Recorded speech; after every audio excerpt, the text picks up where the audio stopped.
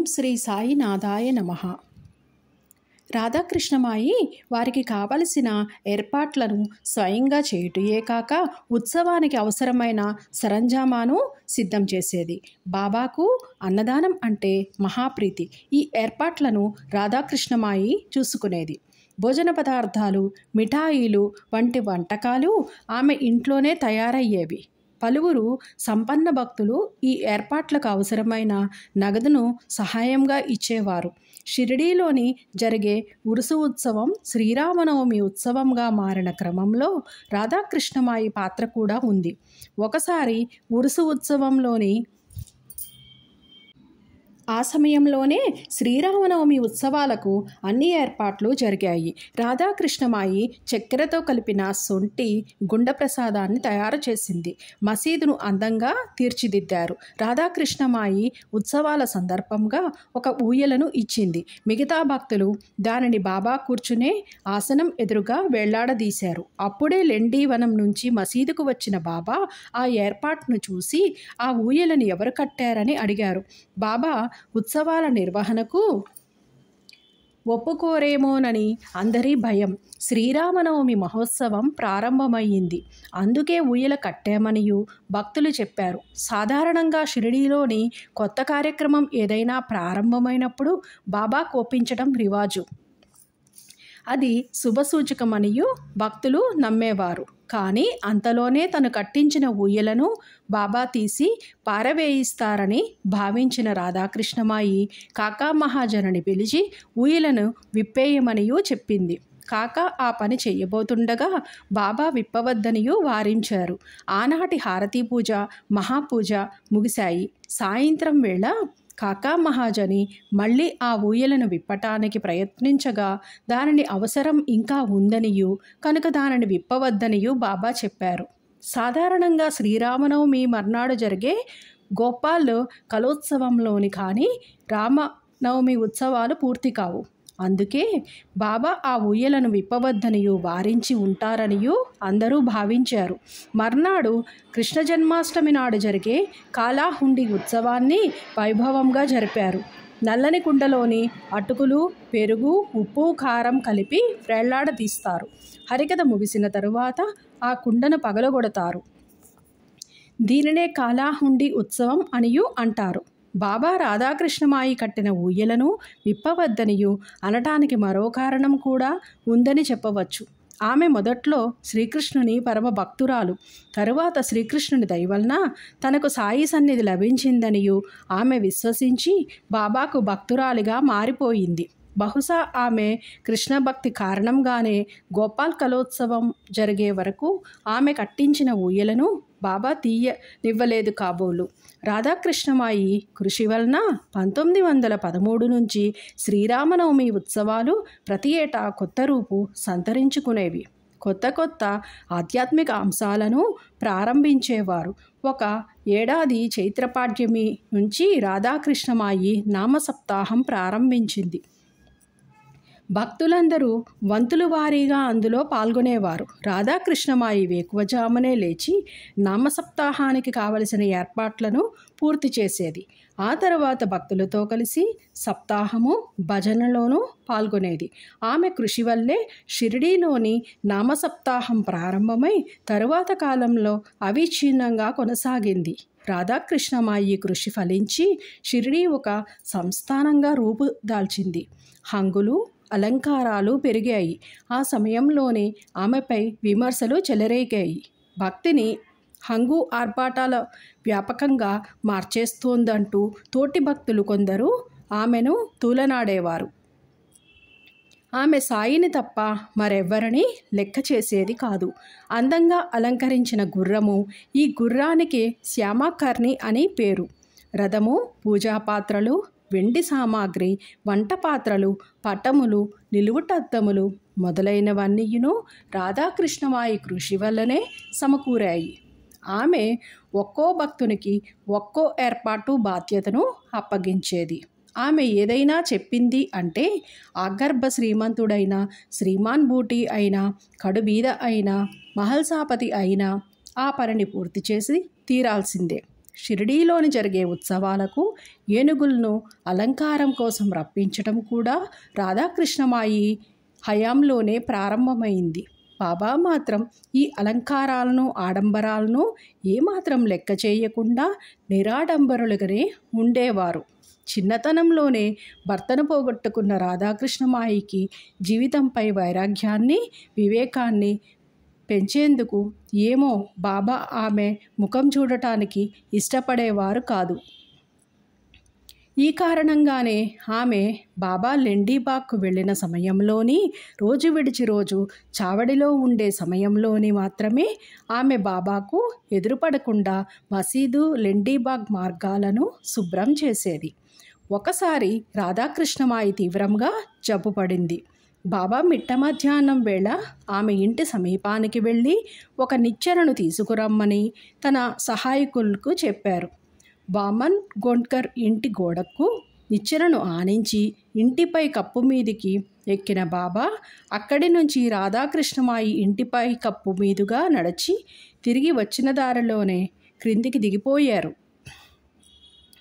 ఆమెను గతంలోని తనకెన్నడూనూ ఎదురుపడవద్దనియు బాబా చెప్పారు కాబట్టి ఈ విధంగా చేసి ఉంటారనియు అందరూ భావించారు. బాబా అలా చేసిన కొద్దిసేపటికి రాధాకృష్ణమాయి జ్వరం కొద్దిగా తగ్గిపోయింది. రాధాకృష్ణమాయి షిరిడీలోని గడిపింది కేవలం 9 సంవత్సరములు మాత్రమే.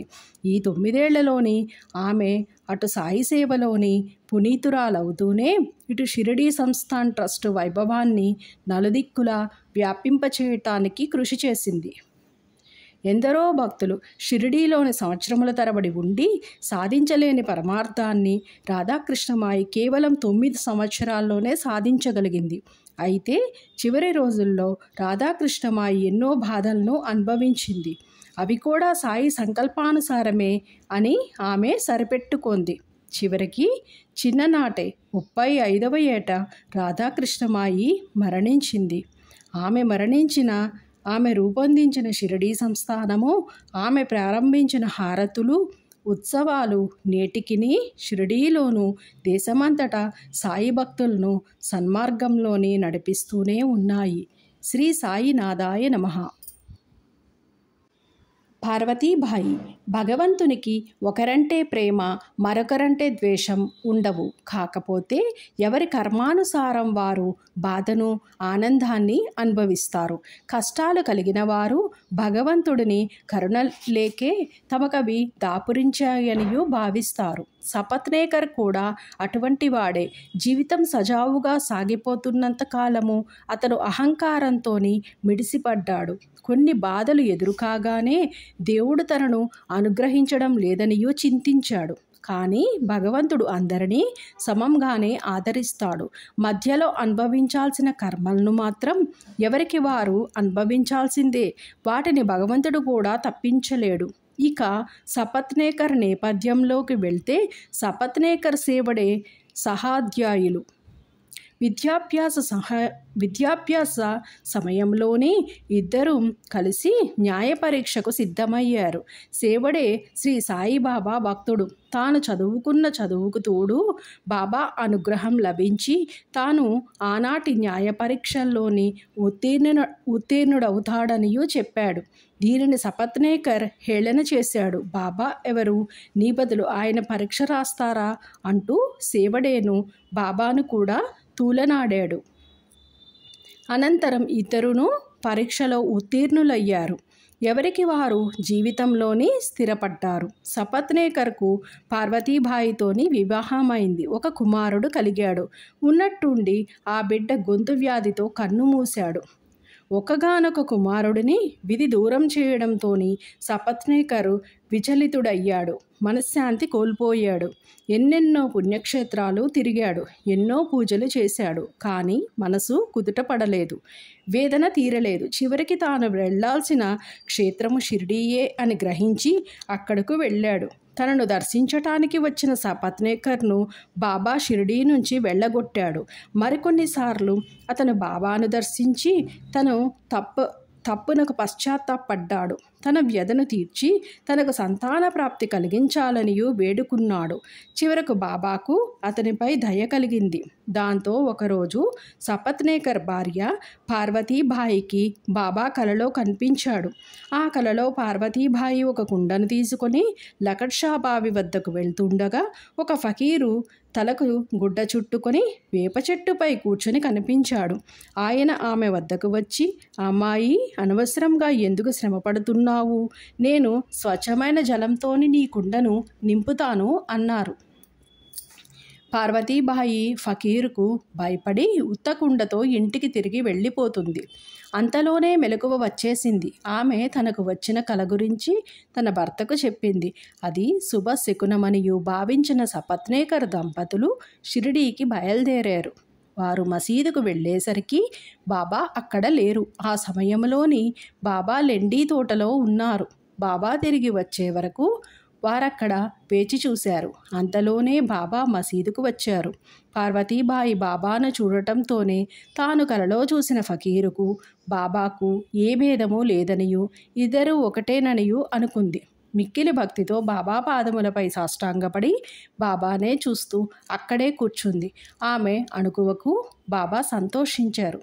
తన పద్ధతిలోని ఆమెను ఉద్దేశించి ఒక కథ చెప్పారు. నా చేతులు, పొత్తి కడుపు, నడుము చాలా రోజుల నుంచి నొప్పిగా ఉన్నాయి. అనేక ఔషధాలు తీసుకున్నాను. అయినా బాధ శాంతించలేదు. మందులు ఫలమివ్వకపోవటం చేత విసుగు చెందాను. కానీ నొప్పులు వెంటనే తొలగిపోవడంతో ఆశ్చర్యంగా ఉంది అన్నారు. బాబా చెప్పింది తన గురించే అని పార్వతీబాయి భావించింది. బాబా చెప్పినట్టే ఆమె నొప్పులు త్వరలోనే తగ్గిపోయాయి. అనంతరము సపత్నేకరు బాబాను దర్శించుకున్నాడు. బాబా అతన్ని చూస్తూనే కోపోద్రిక్తుడయ్యాడు. బయటకు పొమ్మని ఆదేశించారు. సపత్నేకర్ శ్రద్ధాభక్తులతోని అక్కడే నిల్చున్నాడు. గతంలోని తాను బాబాను ఎగతాళి చేసిన పాపం తాలూకు ఫలితమనియూ విచారించాడు.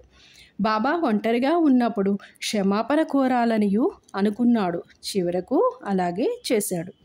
తన తలను బాబా పాదములపై ఉంచి కంటతడి పెట్టుకున్నాడు. బాబా తన వరదహస్తాన్ని అతని తలపై ఉంచి ఓదార్చారు. బాబా పాదాలను ఒత్తుచూ సపత్నేకర్ అక్కడే కూర్చున్నాడు. అంతలోనే ఒక గొల్ల స్త్రీ వచ్చి బాబా నడుమును పట్టసాగింది. బాబా ఆమెకు ఒక కోమటి వ్యక్తి గురించి కథను చెప్పసాగారు. అతని జీవితంలోని కష్టాలను గురించి, అతని ఒక్కగానొక్క కొడుకు మరణం గురించి చెప్పారు. బాబా చెప్పిన కథ తనదే అని తెలుసుకొని సపత్నేకర్ ఆశ్చర్యపడ్డాడు. బాబాకు తన విషయాలన్నీ ఎలా తెలిసాయా అని విస్మయం చెందాడు.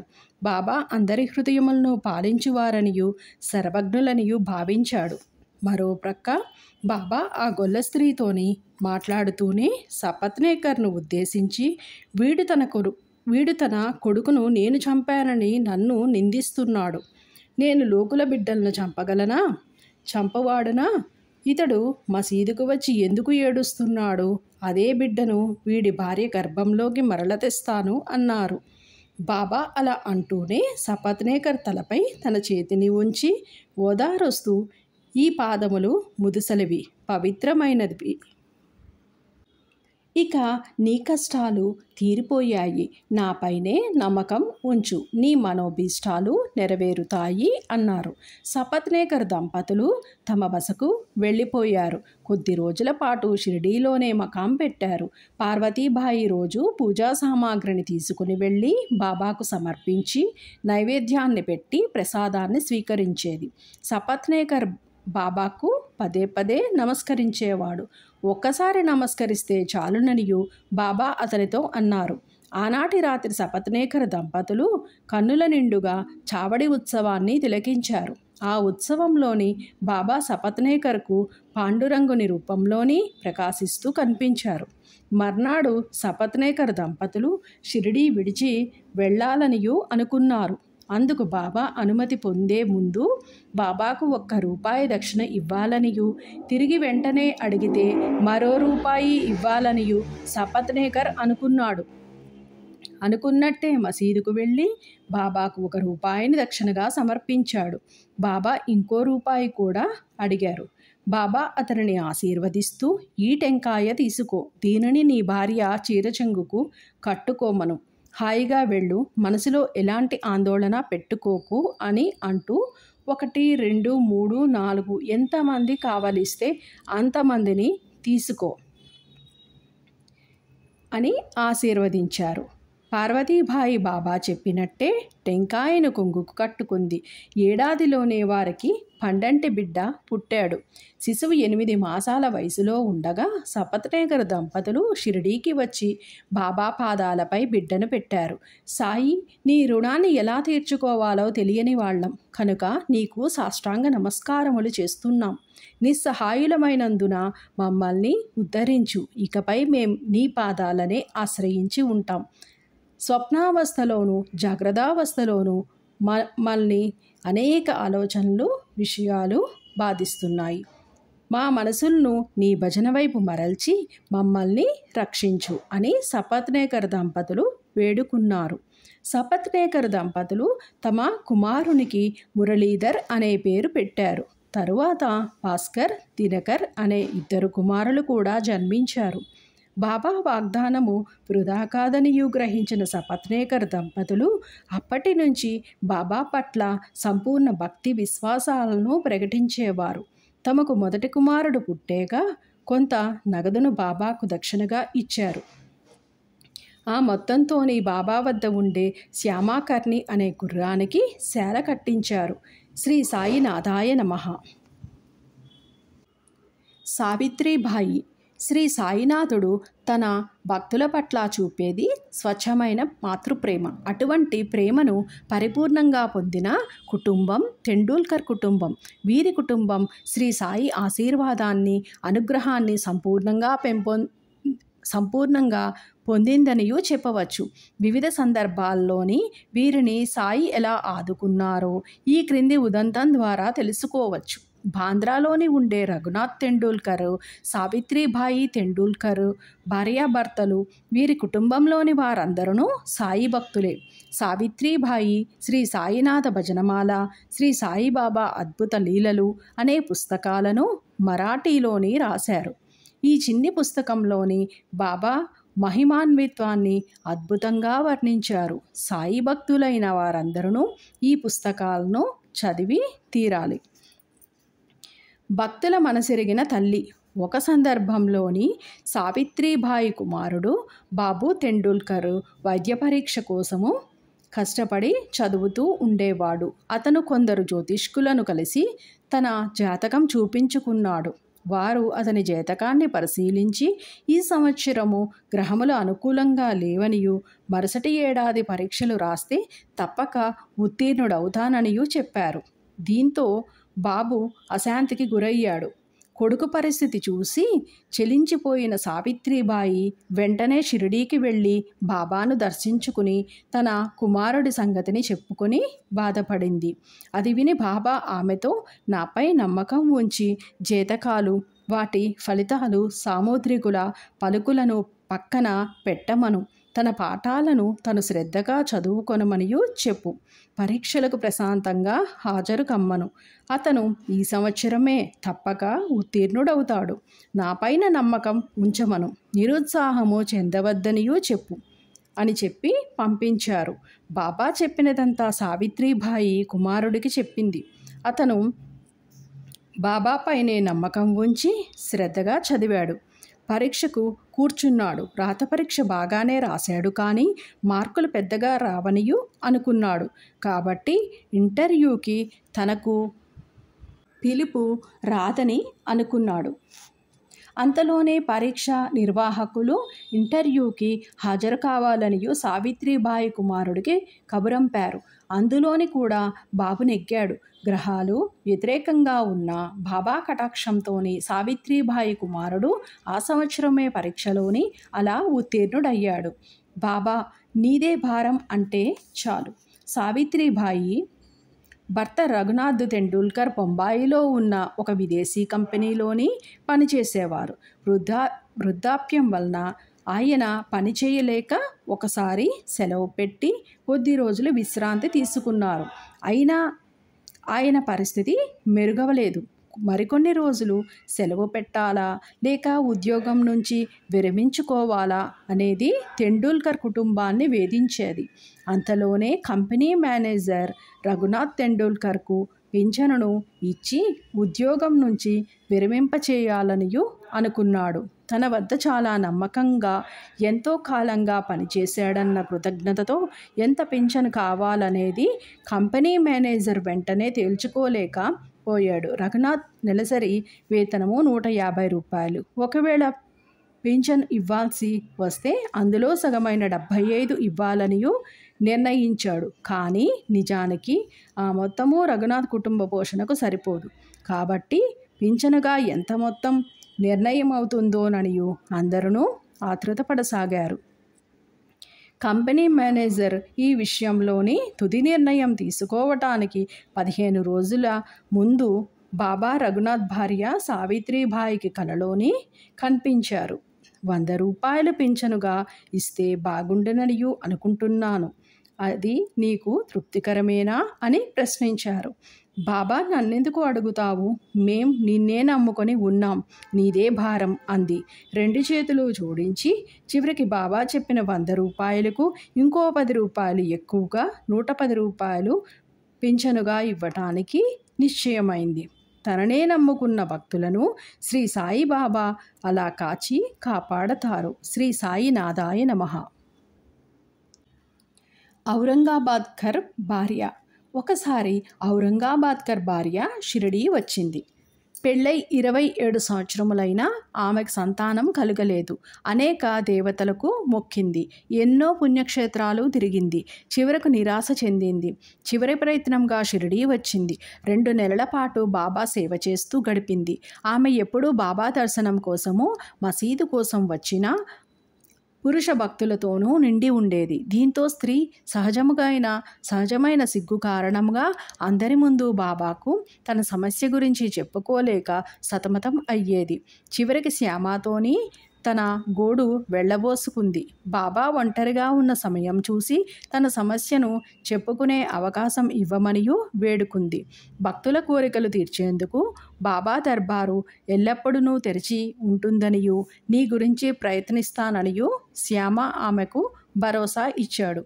బాబా భోజన సమయంలోని మసీదు వాకిలలోని కొబ్బరికాయ అగరవత్తులతోని సిద్ధంగా ఉండమనియూ తాను సైగ చేయగానే లోనికి రావాలనియూ ఆమెకు శ్యామ సూచించాడు.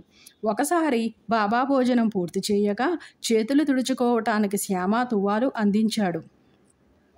తువాలు అందుకుంటూనే బాబా శ్యామ బుగ్గ గిల్లాడు. దేవా, ఇలా చేయటం నీకు తగునా? మా బుగ్గలు గిల్లే పెంకిదేవుడు మాకక్కరలేదు. ఇదేనా మన సాన్నిహిత్యం ఫలితం అన్నాడు శ్యామ కోపంగా. శ్యామ, 72 ఏళ్ల నుంచి నువ్వు నాతో ఉన్నప్పటికీ ఒక్కసారి కూడా నేను ఇలా చెయ్యలేదు. ఇన్నాళ్లకు ఒక్కసారి గిల్లగా నీకు కోపం వచ్చిందా అన్నాడు బాబా. ఎల్లప్పుడూ ముద్దులు మిఠాయిలు ఇచ్చే దేవుడు మాకు కావాలి. మీ నుంచి మాకు గౌరవం కానీ, స్వర్గం కానీ, విమానం కానీ అవసరం లేదు. మీ పాదాలపై మాకెప్పుడునూ నమ్మకం నిలిచి ఉంటే చాలు అన్నాడు శ్యామ. అవును, నేను వచ్చింది అందుకే. ఇన్నాళ్ల నుంచి మీకు భోజనం పెట్టి పోషిస్తున్నాను. నీపై నాకు ప్రేమానురాగాలు ఉన్నాయి అంటూ బాబా పైకి వెళ్ళి గద్దపై కూర్చున్నారు. ఇంతలోనే శ్యామ ఔరంగాబాద్కర్ భార్యను రమ్మని సైగ చేశాడు. ఆమె మసీదు పైకి వచ్చి బాబాకు అగరవత్తులు, కొబ్బరికాయ సమర్పించి నమస్కరించింది. బాబా ఆ కొబ్బరికాయను తీసుకుని పైకి కిందకి ఆడించారు. అది కురిడికాయ కావటంతోని లోపలున్న ఎండు కొబ్బరి గలగలలాడింది. శ్యామ, ఈ టెంకాయ లోపల శబ్దం చేస్తోంది. ఆ శబ్దం ఏమంటుందో విను అన్నారు బాబా. ఆమె కూడా తన కడుపులోని ఒక బిడ్డ ఆ మాదిరిగానే ఆడాలనియూ అనుకుంటున్నది. కాబట్టి ఆ కొబ్బరికాయను నీ ఆశీర్వాదంతోని ఆమెకు ఇవ్వు అని బదులిచ్చాడు శ్యామ. కొబ్బరికాయలు సంతానాన్ని కలిగిస్తాయా? అలా అని నమ్మే ఈ ప్రజలు ఎంత అమాయకులు! అమాయకత్వం నటిస్తూ అన్నారు బాబా. దేవా, నీ మాటల మహిమ, నీ ఆశీర్వాద బలం గురించి మాకు తెలుసు. నీ ఆశీర్వాదమే ఆమెకు సంతానాన్ని కలిగిస్తుంది. నువ్వు మాటలతోని కాలక్షేపం చెయ్యకుండా వెంటనే ఆమెను ఆశీర్వదించు అన్నాడు శ్యామ. అలా బాబా శ్యామ మధ్య కొద్దిసేపు సంవాదం జరిగింది. బాబా ఆ టెంకాయను కొట్టమనియు శ్యామాను పదే పదే బలవంతం చేశారు. శ్యామ దానిని పగలగొట్టకుండా ఆమెకు ఆశీర్వాదంగా ఇవ్వమనియు పట్టుబట్టాడు. చివరకు బాబా ఆమెకు సంతానం కలుగుతుంది అన్నారు. ఎప్పుడు అని శ్యామ అడగ్గా 12 నెలల్లో అని బాబా బదులు ఇచ్చాడు. చివరకు టెంకాయను పగలగొట్టారు. ఒక చిప్పను బాబా శ్యామ తిని మరో చిప్పను ఆమెకిచ్చారు. అప్పుడు శ్యామ ఆమె వైపు తిరిగి, అమ్మా, ఇప్పుడు జరిగిన దానికి నువ్వే సాక్షివి. నీకు 12 నెలల్లో సంతానం కలగకుంటే ఈ దేవుని తలపై ఒక టెంకాయను కొట్టి ఈ మసీదు నుండి తరిమివేస్తాను. లేకుంటే నేను మాధవుడినే కాను. మీరు దీనిని చూస్తారు అన్నాడు. ఔరంగాబాద్కర్ భార్య 1 సంవత్సరంలోని చక్కని బిడ్డను ప్రసవించింది. శ్రీ సాయి ఎందరికో సంతాన భాగ్యాన్ని కలిగించారు. భక్తుల పట్ల ఆయన చూపేది మాతృప్రేమ అని చెప్పటానికి ఇంతకంటే నిదర్శనాలు మరేమి కావాలి? శ్రీ సాయి నాథాయ నమః. లక్ష్మీబాయి సిందే. శ్రీ సాయి దర్బారులోని చోటు సంపాదించిన భక్తుల్లో ఒక్కొక్కరిది ఒక్కో గాథ. ద్వారకామాయిలోని అడుగుపెట్టి బాబాను ప్రత్యక్షంగా సేవించి మాతృ సాయిని కొలిచిన అదృష్టం దక్కిన భక్తులు నిజంగా ధన్యులు. అటువంటి ధన్య భక్తురాలి కాదా ఇది. లక్ష్మీబాయి సిందే ధనవంతురాలు, సుగుణవతి. అన్నీ ఉన్నా కూడా చిన్ననాడే భర్తను పోగొట్టుకున్న దురదృష్టవంతురాలు. మనశ్శాంతి కరువు అవటంతోనే ఆమె బాబాను దర్శించుకునేందుకు షిరిడీ వచ్చింది. బాబా దర్శనంతోనే ఆమె మనసు శాంతించింది. అది మొదలు షిరిడీలోనే స్థిర నివాసం ఏర్పరచుకుంది. రేయింబవళ్ళు సాయి సేవతోనే ఆమె తరించేది. ఎంతో ధనవంతురాలైన అతి సాధారణంగానే గడిపేది. షిరిడీ వచ్చే భక్తులకు లక్ష్మీబాయి పెద్ద దిక్కుగా తోచేది. అలాగే భక్తులు సాయికి ఎవరేం సేవ చేయాలో, ఏం తీసుకురావాలో ఆమె సూచించేది. రాత్రి వేళల్లోని మసీదులోకి అడుగుపెట్టేందుకు మహల్సాపతికి తాత్యాకు మాత్రమే అనుమతి ఉండేది. మహిళలు అసలు అటువైపు చూసే సాహసం చేసేవారు కాదు. కానీ వారిద్దరి తరువాత లక్ష్మీబాయి కూడా ఏ సహాయంలోనైనా మసీదులోని అడుగుపెట్టేది. ఏ సమయంలోనైనాను మసీదులోనే అడుగుపెట్టేది. బాబా భోజనం చేసేటప్పుడు మసీదుకు అడ్డంగా ఒక తెరను కట్టేవారు. ఆ సమయంలోనే ఎవరూ తెర తీయకూడదు. కానీ లక్ష్మీబాయికి ఆ పరద ఎప్పుడునూ అడ్డు కాలేదు. ఆమె ఎప్పుడంటే అప్పుడు యథేచ్ఛగా సాయిబాబా వద్దకు వెళ్ళి కావలసినవి వడ్డించేది. షిరిడి ఒక పుణ్యక్షేత్రంగా రూపొందించటానికి కృషి చేసిన వారిలో లక్ష్మీబాయి కూడా ఒకరు. ఒకనాటి సాయంకాలము బాబా తాత్యాతో మసీదులోని కూర్చొని కబుర్లు చెప్పుతుండగా లక్ష్మీబాయి సిందే వచ్చింది. ఓ లక్ష్మి, నాకు చాలా ఆకలిగా ఉంది అన్నారు బాబా. ఆమె వెంటనే లేచి, కొద్దిసేపు ఓపిక పట్టు బాబా, రొట్టె కూర తీసుకొని వస్తాను అని ఆ రెండింటిని తయారు చేసుకువచ్చి బాబా ముందు పెట్టింది. బాబా వాటిని తీసుకొని అక్కడే ఉన్న ఒక కుక్కకు వేశారు. లక్ష్మీబాయి మనసు చివుక్కుమంది. అదేమిటి బాబా, ఎంతో ఆకలితో ఉన్నావనియును ఆతృతతోని నీకోసం వాటిని తయారు చేసుకొని వస్తే కొద్దిగానైనా రుచి చూడకుండా వాటిని కుక్కకు వేశావు అని లక్ష్మీబాయి నొచ్చుకుంది. ఎందుకు విచారిస్తావు? కుక్క ఆకలి తీర్చటం నా ఆకలి తీర్చటం వంటిదే. కుక్కకు కూడా ఆత్మ ఉంది. ప్రాణులు వేరు కావచ్చు. అందరి ఆకలి ఒక్కటే. కొందరు మాట్లాడగలరు, కొందరు మూగలా మాట్లాడలేరు. మరి వారి ఆకలి తీరేది ఎలా? ఒక్క విషయం గుర్తుంచుకో, ఆకలితో ఉన్న ఎవరి కడుపు నింపినా నా కడుపు నింపినట్టే. దీనినే గొప్ప నీతిగా గ్రహించు అని బోధించారు బాబా. గొప్ప ఆధ్యాత్మిక సత్యాన్ని బాబా చిన్న విషయం ద్వారా ఆవిష్కరించారు. ఇతరుల బాగోగులను కూడా పట్టించుకుంటూ నిత్య జీవితంలో ఎలా బతకాలో బాబా ఆ విధంగా లక్ష్మీబాయికి నిదర్శనం చూపించారు. ఆనాటి నుంచి లక్ష్మీబాయి ప్రతిరోజు రొట్టె, పాలును తయారు చేసి బాబాకు పంపించేది. బాబా కూడా ఆ నైవేద్యాన్ని ఎంతో ఆర్తిగా స్వీకరించేవారు. అందులోని కొంత తిని మిగతాది రాధాకృష్ణమాయికి పంపుతుండేవారు. అమూల్యం ఆ 9 రూపాయలు. బాబా లక్ష్మీబాయి తనకు చేసిన సేవల్ని మర్చిపోలేదు. ఆమె రుణాన్ని ఉంచుకోలేదు. తాను మహాసమాధి చెందే ముందు ఆమెను పిలిచారు. తన కఫినీలోని చేయి పెట్టి మొదట 5 రూపాయలు, తర్వాత 4 రూపాయలు, మొత్తము 9 రూపాయలు తీసి ఆమెకిచ్చారు. 9 సంఖ్య నవవిధ భక్తులకు సంకేతం. శ్రీ సాయి సచరిత్రలోని 21వ అధ్యాయంలోని పేర్కొన్న నవవిధ భక్తులకు అవి సంకేతం. వాటిని బోధించటానికే బాబా అలా చేశారు. భాగవతంలోని ఏకాదశ స్కందము 10వ అధ్యాయము 6వ శ్లోకంలోని పూర్వార్ధంలోని 5, ఉత్తరార్ధంలోని 4 విధములైన భక్తుల గురించి వివరించి ఉన్నాయి. బాబా కూడా అదే రీతిన మొదట 5 రూపాయలు, తర్వాత 4 రూపాయలు ఇచ్చి లక్ష్మీబాయికి నవవిధ భక్తులను ఉపదేశించారన్నమాట.